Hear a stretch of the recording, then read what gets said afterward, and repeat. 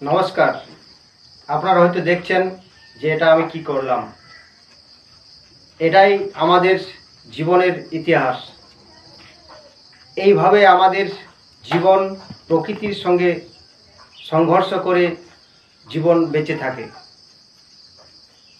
আমাদের শরীরের মধ্যে যে কলাকোষ, সেই কলাকোষের প্রতিনিয়ত জন্ম ও মৃত্যু হয়। তো বন্ধুগণ, এই থেকে আমাদের যে জন্ম মৃত্যুর ইতিহাস, সেই ইতিহাস আমাদের সম্পর্ক আছে বায়ুর মধ্যে যে অক্সিজেন আছে, সেই অক্সিজেনের সঙ্গে আমাদের জীবনের সম্পর্ক আছে। তাই প্রতিনিয়ত আমরা অক্সিজেন নিয়ে থাকি, আর এই অক্সিজেন শরীরের মধ্যে আমরা প্রতিনিয়ত ভালোভাবে যদি নিয়ে থাকি, তাহলে আমাদের জীবন সঠিকভাবে জীবন সংগ্রাম করতে থাকবে। তাহলে আমাদের জীবনের ইতিহাসটা ভালো হবে আর শরীরে কোনো রোগ আসবে না। তো বন্ধুগণ, এই থেকে আমি আপনাদের কাছে বলতে চাইছি, যোগের আগে মনোযোগ যে আমাদের করা দরকার, সেই মনোযোগের কিছু জ্ঞানের কথা আপনাদের কাছে শেয়ার করা হবে, যা আপনারা মন ও ধ্যান দিয়ে শুনবেন, যা জীবনের ইতিহাস পাল্টে যাবে। আমার অন্তরের আন্তরিক ভালোবাসা আর শুভেচ্ছা ও শ্রদ্ধার সাথে গুরুজনের প্রণাম। আমি কৃষ্ণপদ বাউরি। যদি কথার মধ্যে কোনো ভুল ত্রুটি থাকে, তাহলে সমাধান দিবেন ও ভুল ত্রুটির মার্জনা করবেন।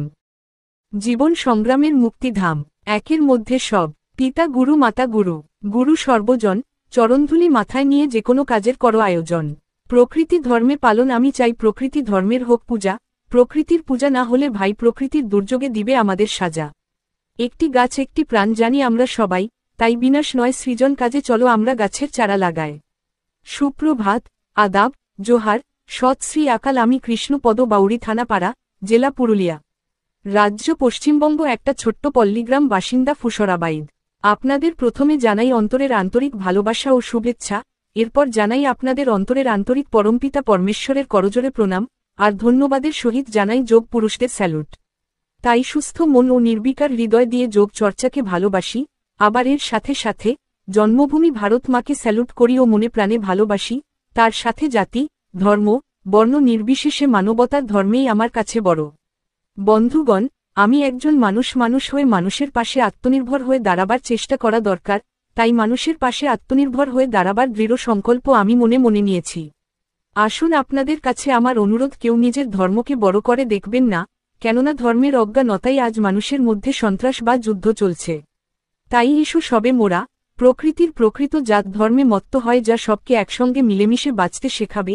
এই আধুনিক যুগে এসে চিন্তা চেতনা পাল্টায়, অবগত হয় প্রকৃতি কিভাবে সুস্থ থাকে তার উপায় করা, মানবতার ধর্ম কিভাবে রক্ষা করা যায় তার উপায় করা, ও নিজেদের স্বাস্থ্য কিভাবে ভালো থাকে তার উপায় করা, আর আমাদের স্বাস্থ্যের রোজগার কিভাবে বাড়ানো যায় তার উপায় করা।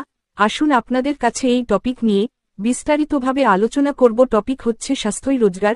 এই টপিকটি খুব গুরুত্বপূর্ণ, দয়া করে কেউ মজাক বা ইনসাল্ট করবেন না। যে মন দিয়ে শুনবেন তার দিশা দশা ও জীবন রেখায় পাল্টে যাবে।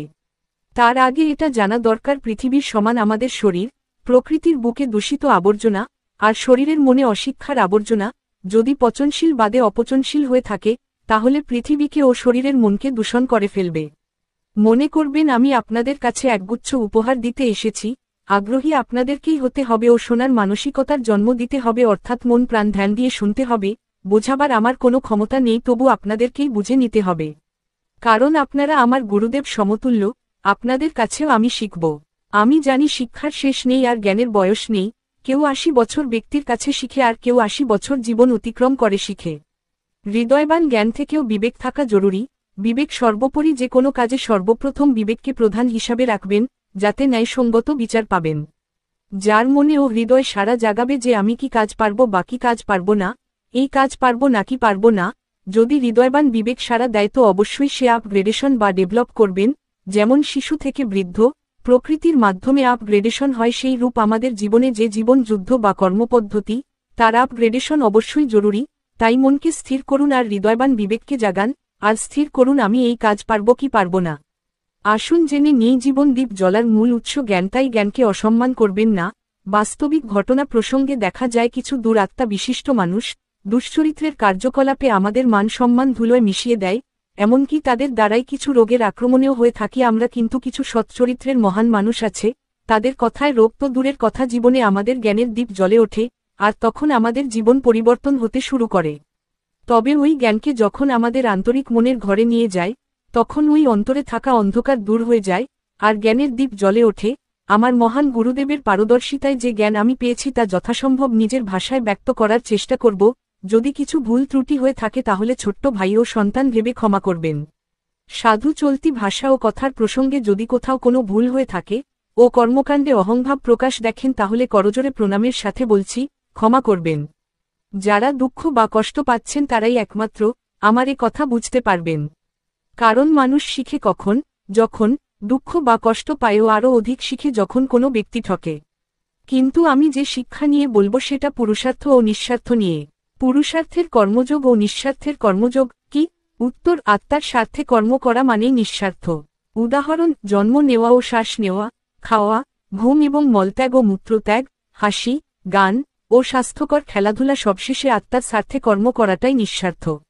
ও অন্যান্য জীবের বেঁচে থাকার জন্য পথ সহজ সরল করে দেওয়া বা পাশে দাঁড়ানোই নিঃস্বার্থ। এবার যাই পুরুষার্থের বিষয় নিয়ে দুই একটা কথা। আজ রাজনীতি বলুন বা মাস্টার ডাক্তার উকিল যাই করি না কেন, এগুলি সব পুরুষার্থ। কিন্তু এটা জেনে রাখুন, পুরুষার্থের ভূমিকা পালন করতে গেলে নিঃস্বার্থের দরকার, কিন্তু নিঃস্বার্থের কর্মে পুরুষার্থের কোনো দরকার হয় না।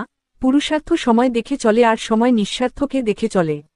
পুরুষার্থের কাজে প্রতিদিন পাড়া প্রতিবেশী আত্মীয় স্বজন সবাই খোঁজ নেই, যেমন ঘর দুয়ার কেমন, চাকরি করে কিনা, লেখাপড়া শিখেছি কিনা, কত টাকা রোজগার করে, গাড়ি ঘোড়া আছে কিনা, কিন্তু নিঃস্বার্থের খোঁজ কেউ নেয় না।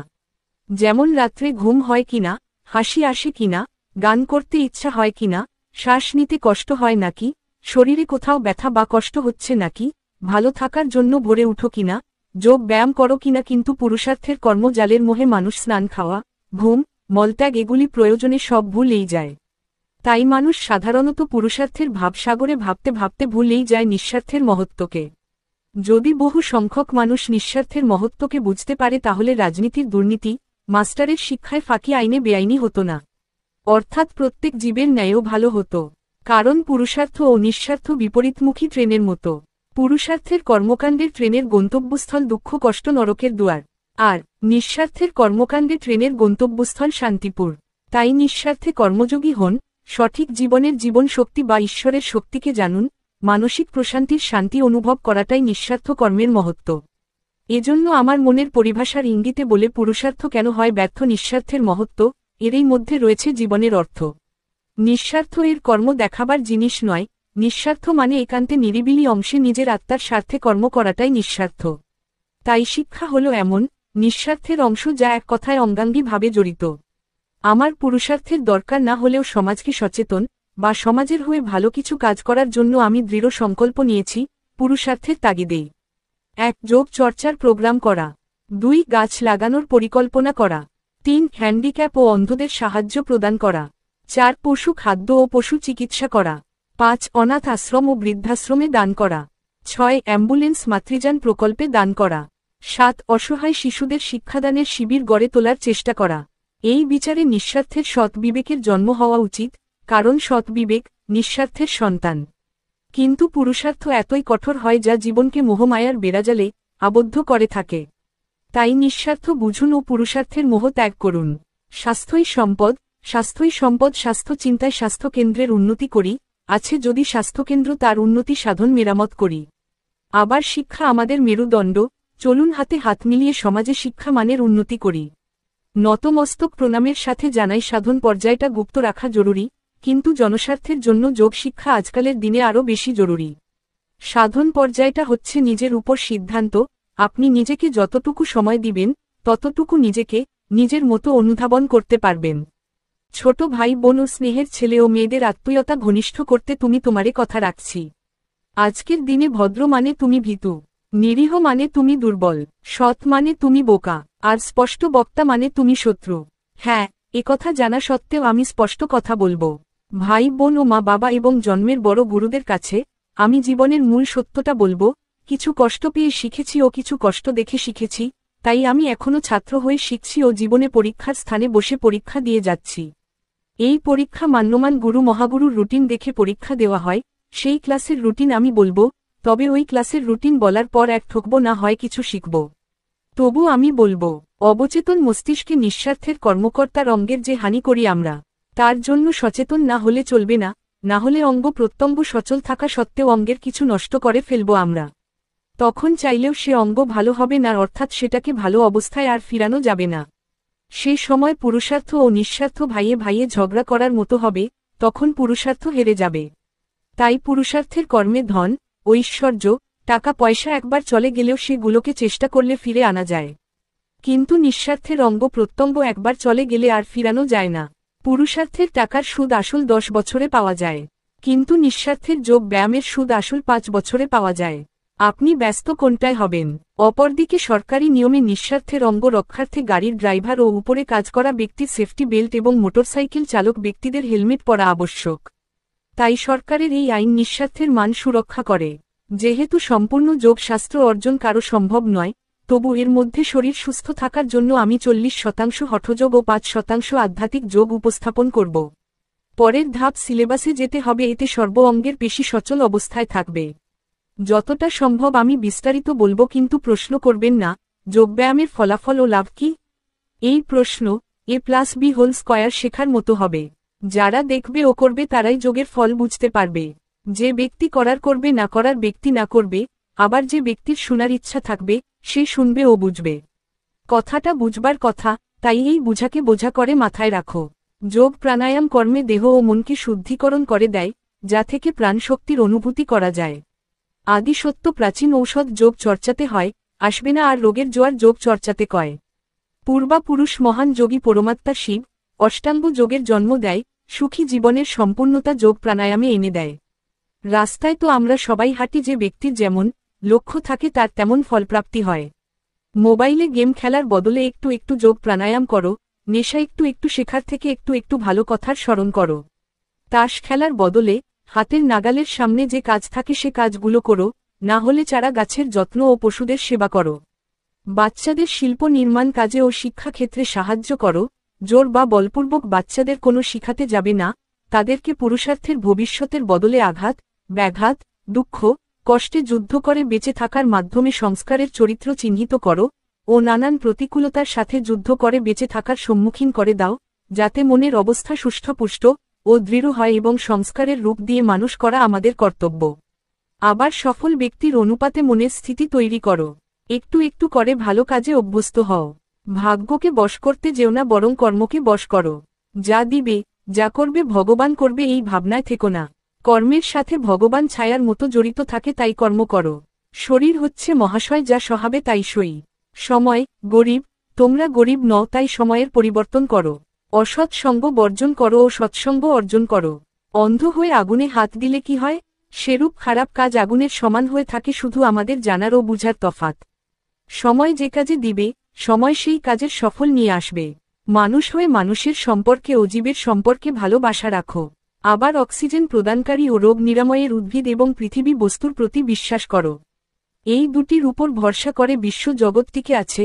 ভালোবাসা আর বিশ্বাস যদি না থাকত তাহলে দুনিয়াটা অচল হয়ে যেত। সঠিক কর্মে লক্ষ্যস্থির হও, ধ্যানসম্মত সরল মনে কর্ম করে যাও। কর্মে যেন কপটতা না থাকে, ধৈর্যশীল হও, সময়ের অপেক্ষা করো। সময় ঠিক পরিবর্তন নিয়ে আসবে। পাপ থেকে উঠে এসে পদ্ম হয়ে ফোটার ধর্ম শিখাবে। কারো রূপ দেখে আকৃষ্ট হয়ও না, যদি আকৃষ্ট হওয়ারই আছে, তবে মানবিকতার মন দেখে আকৃষ্ট হও। কারোর ইচ্ছা থাকলেও তোমাকে পরিবর্তন করতে পারবে না। নিজের জ্বলন্ত ইচ্ছা শক্তি যদি না জেগে উঠে, জ্বলন্ত ইচ্ছা শক্তিই পারে ভবিষ্যতের পরিবর্তন করতে। যে যানবাহন দীর্ঘদিন অকেজো অবস্থায় পড়ে থাকে, সে যানবাহনের অবস্থা কি হয়? উত্তর আসবে মূর্ছা বা জং ধরে। সেই মূর্ছা রূপী মনকে পরিষ্কার করার জন্য আমার এই কথা রাখলাম তোমাদের কাছে। তাই আমি প্রসাদ হিসাবে বার্তা দিলাম। ভবিষ্যতে সেই প্রসাদ রূপী বার্তা কেউ প্রসাদ হিসাবে খাবে, আবার কেউ খাবার হিসাবে খাবে, ব্যক্তির ইচ্ছার উপর নির্ভর করবে। মন হলে বারবার শুনবে, না হলে একবার শুনবে। পুরুষার্থ কর্মে আসল নকল চিনতে শিখো, করতে থেকো বাছাই। নখ চুলে সভ্যতা আনে, সময়ে তাদের করো ছাঁটাই। পুরুষার্থ কর্মে ঝগড়া ঝামেলার হবে সমাধান। শান্ত মনে নিঃস্বার্থের বিবেক বাণীতে করো আপোষে সমাধান। নিঃস্বার্থে যোগ প্রাণায়ামে কষ্ট হবে, দিনে 1 থেকে 2 বার। কিন্তু পুরুষার্থের কর্মে কষ্ট হবে অনবরত ও বারবার। আজকের আধুনিক যুগে এসে চিন্তা চেতনা, কেন জীবের কান্নার মান বুঝো না? তাই দেবতার নামে বলিদান ভাই আর করো না। মাথার উপর মা বাপের শাসন নাইবা থাকুক, দাদাভাই ও অন্য কোনো ব্যক্তি ন্যায়ের চোখ খুললে ওই ব্যক্তিকে শাসনের অধিকার দেওয়া ভালো। অর্থাৎ মাথার উপর বিচারকর্তা গুরুদেব রাখা আমাদের ভালো। এই থেকে ভবিষ্যৎ প্রজন্মের করতে হবে ভালো। সুস্থ শরীর থাকে যখন, কোনো খাবারেই বাতুল হয় না। অসুস্থ শরীর হলে পরে ওই খাবারেই বাতুলের অর্ডার ধরে বায়না। ভ্রূণ থেকে জন্মদিন পর্যন্ত মায়ের গর্ভে নিঃস্বার্থের হয় লড়াই। জন্মের পর নিঃস্বার্থ ভুলে বেশি পুরুষার্থ এর হয় লড়াই। রাজনীতি করো আর নিজের পরিশ্রমের ফল লাও, কিন্তু অন্যদের পারিশ্রমিক বা সরকারি লাভ বন্ধ করে দিও না। পারলে রামরাজত্ব শিখো আর পড়ো, যেহেতু রাম প্রমাণ দিয়েছে মর্যাদা পুরুষের। তার জন্য রাম নামে এখনও পূজা হয়। পুঁথিগত বিদ্যা থেকে বেশি সংস্কারের বিদ্যায় জ্ঞানী হও, না হলে পুঁথিগত বিদ্যা যে বাবা ও মা সন্তানদের দিয়েছে তারাই একমাত্র আজ অনাথ আশ্রমে রয়েছে। রাম রাজত্বে ছিল গুরুকুল, যেখানে সংস্কারের পাঠ পড়ানো হতো। সেই সংস্কার অর্জন করো, সংস্কারী হও ও ছোটদের সংস্কার দাও। সময় করে বিবেকানন্দের বাণী পড়ো ও বুদ্ধের বাণী পড়ো, না হলে চলতি সমাজের সূর্য রাজীব দীক্ষিতের কথা শুনো এবং মহাকাশে উজ্জ্বল নক্ষত্রের সম খান স্যারের চরিত্র দেখো ও তার শিক্ষায় শিক্ষিত হও। সংস্কারহীন রাজনীতির মাধ্যমে শিক্ষার মেরুদণ্ড ও স্বাস্থ্য কেন্দ্রের মানদণ্ড ভেঙে ফেলছে কিছু দুর্বুদ্ধিজীবী মানুষ, হত্যা করে চলেছে গণতন্ত্রের অধিকার। নষ্ট করছে এই ভারত মায়ের মাতৃভূমিকে। তারা স্বার্থের মোহে ভাবছে আমাদের ছেলেরাই শিক্ষিত হোক ও গরিবরা মূর্খ থাক। না হলে সরকারি স্কুলে এত দুর্নীতি কেন ও স্বাস্থ্যে মানুষ ভালো চিকিৎসা পাচ্ছে না কেন? এই সমাজে প্রাইভেট স্বাস্থ্যকেন্দ্র ও শিক্ষা প্রতিষ্ঠান কেন গড়ে উঠছে যেখানে সেখানে সেই প্রতিষ্ঠানগুলোতে গরিবদের জন্য শিক্ষিত হয়ে ওঠা ও স্বাস্থ্যের উন্নতি সম্ভব নয়? যারা রাজনীতির মাধ্যমে গরিব সাধারণ মানুষকে পিছনে ফেলে শান্তির ঘুম ঘুমাচ্ছে, তারাও শান্তির সংসার গড়তে পারবে না। প্রাইভেট শিক্ষা ও স্বাস্থ্যসেবা যদি বড়দের সভ্য সমাজ হয়ে থাকে, তাহলে এই সমাজেই একদিন কালো ঘূর্ণিঝড় হয়ে ধেয়ে আসবে। আর তখন ঘূর্ণিঝড় হবে গরিব শ্রেণীর সাধারণ মানুষের দল। সেই সভ্য সমাজের বড় মানুষের দল এই বংশপঞ্জিকার বংশধর বাড়বে যখন, তখন তারা কোথায় যাবে ও কি খাবে, তার জন্য ঘূর্ণিঝড়েই একমাত্র পারে পরিবর্তন নিয়ে আসতে। সাবধান হয়ে যাও। শিক্ষা ও স্বাস্থ্যের উন্নয়ন মানে দেশের ও দশের উন্নয়ন। সরকারিভাবে এই অধিকার সবারই এক হওয়া দরকার। দেখো, বিদেশিরা দোষীদের শাস্তি এবং শিক্ষা ও স্বাস্থ্য নিয়ে রাজনীতি করে না, আর ভারতের মতো জ্ঞানীমান ও সহনশীল ব্যক্তি আর কোনো দেশেই হতে পারে না। প্রকৃতি যেমন সব গাছেই কম বেশি অক্সিজেন দেয়, যে গাছে যত অক্সিজেন বেশি দেয় সেই গাছের তত জীবন দীর্ঘায়ু হয়। শাল, সেগুন, মহুয়া, অসুস্থ ও বটবৃক্ষের বিনাশ মানেই প্রকৃতি ভারসাম্যের বিনাশ। সেই রূপ এখনও বটবৃক্ষের মতো অক্সিজেন প্রদান করা ব্যক্তি আছে বলেই ভারতের বুকে কালো ঘূর্ণিঝড় ধেয়ে আসেনি। তবে আজকাল যেমন বটবৃক্ষের মতো অক্সিজেন প্রদান করা গাছের বিনাশ চলছে ও সেই রূপ অক্সিজেন সমৃদ্ধ ব্যক্তিও দিন দিন কমে আসছে। ভেবে দেখো কি নিয়ে এসেছ, বা কি নিয়ে যাবে, তবে কেন এত মায়া এই বিষয় বৈভবে? সূর্যোদয় কতদিন দেখেছ, আর কতদিন বা দেখবে? পূর্বাপুরুষ কয়জন মনে আছে? হয়তো 3 থেকে 4 জন বা 5 জনের বেশি নয়। পরজন্মের ভবিষ্যৎ যদি সন্তানের করে দাও তো কয়জনের করবে, বা ওই সন্তানদের নাম কি কি রাখবে?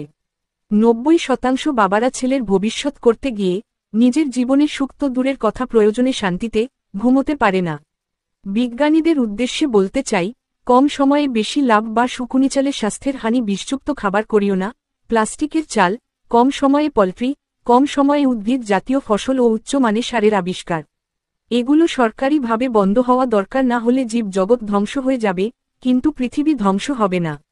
জীব জগৎ ধ্বংস হলে তখন নচিকেতার গানের মান রাখবে, মনে হবে নচিকেতা বুঝে ভেবে ভবিষ্যতের গান গেয়েছিল, পৃথিবী আবার শান্ত হবে।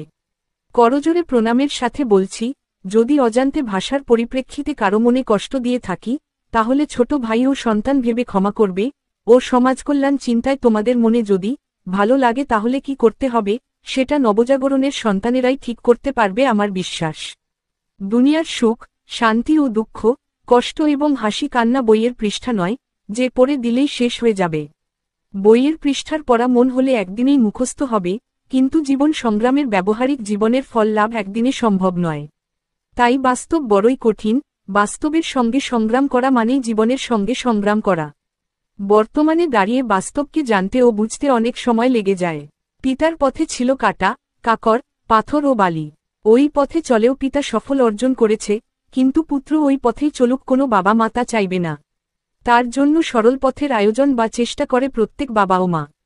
পুরুষার্থের কর্মে সরল পথের আয়োজন করা ভালো, কিন্তু নিঃস্বার্থের পথে কাটা, কাকর, পাথর ও বালি থাকা স্বাভাবিক, না হলে আরাম হারাম হয়ে দাঁড়াবে।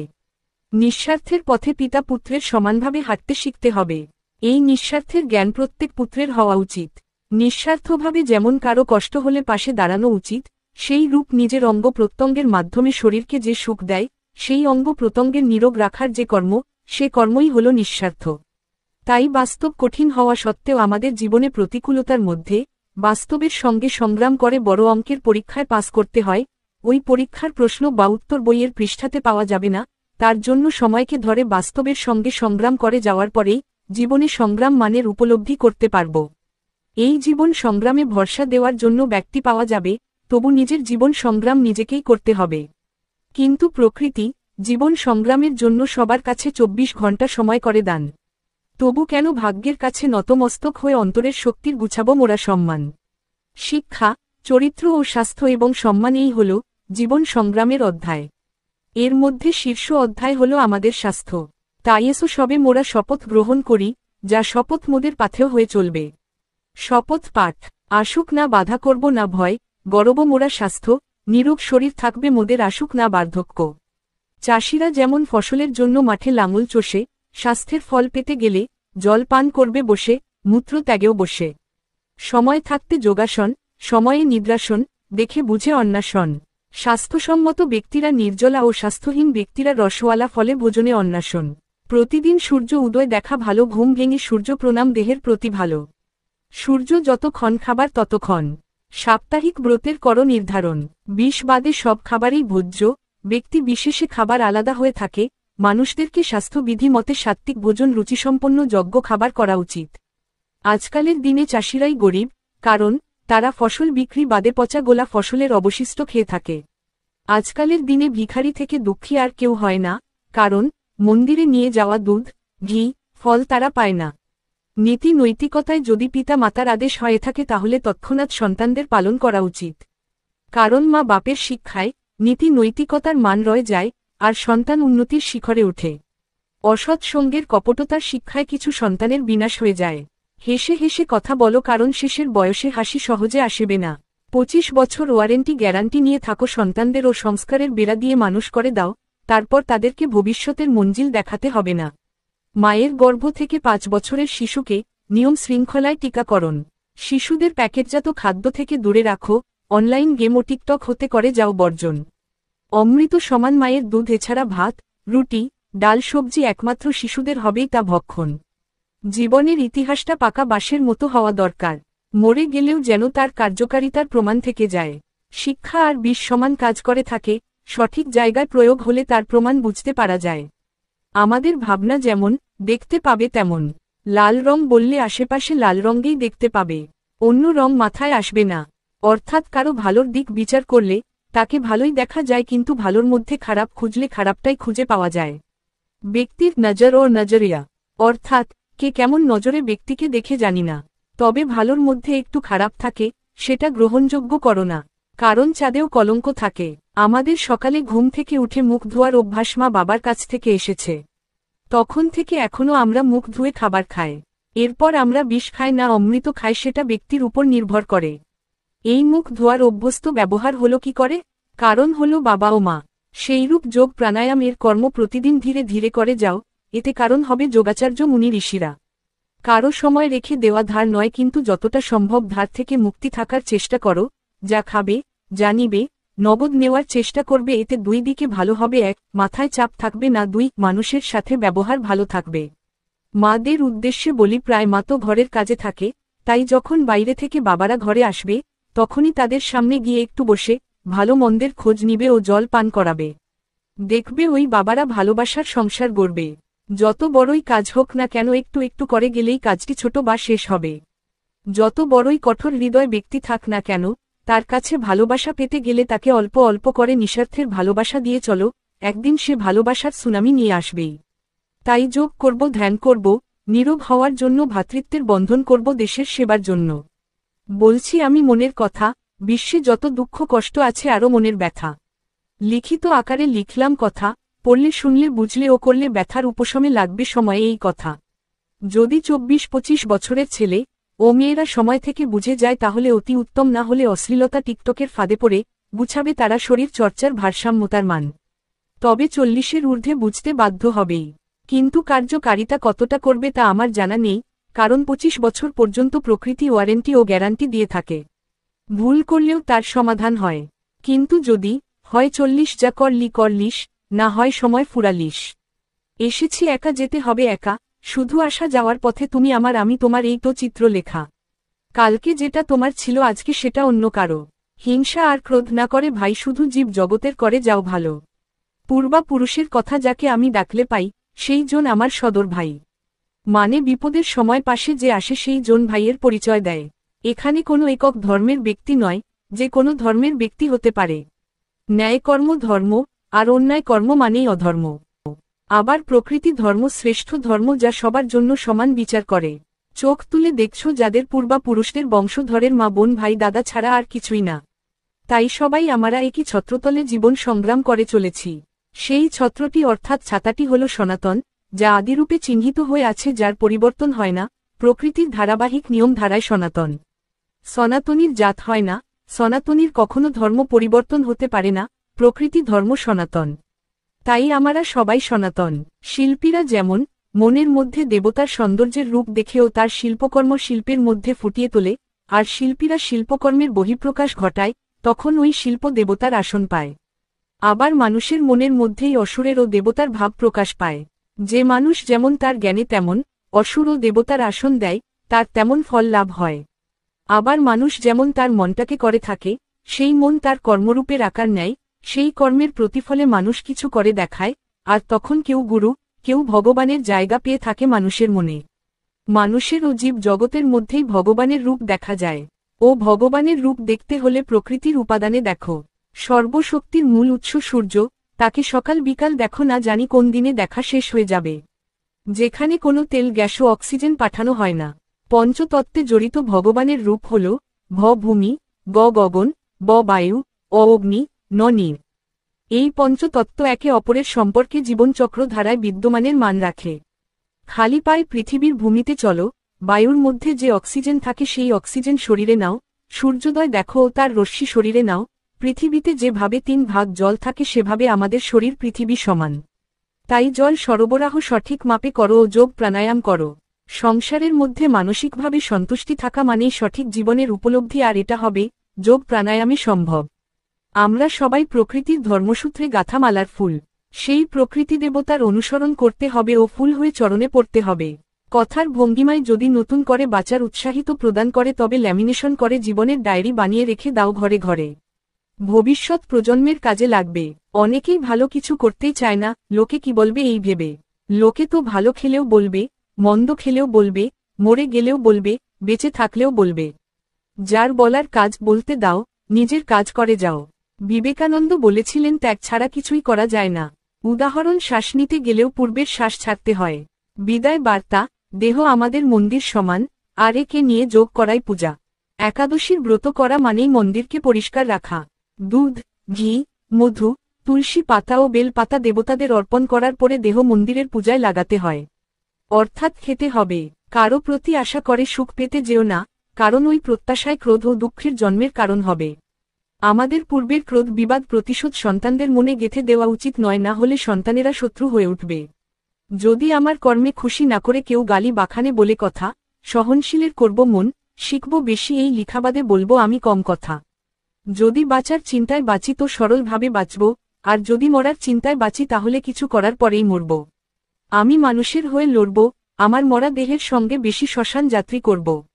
এই অধমের বিনম্র প্রণাম ও বিনয়ী ভাবে সকল মা বোন ও গুরু মহাগুরুর চরণে ও ছোট ভাইবোনদের ভালোবাসা ও বড়দের করজোরে বিদায় প্রণাম জানাই। আমি কৃষ্ণপদ বাউরি, জন্ম গুরু খোকু বাউরি ও মাতা সুলোচনার চরণে সহস্র প্রণাম ও ভালোবাসা জ্ঞাপন করি। ভুল ত্রুটি থাকলে মার্জনা করবেন। বাণী, বিবেক সব কর্মের প্রধান, বিবেক করো। জয় হিন্দ, জয় ভীম, জয় Bharat. I am proud to be an Indian. I love you all.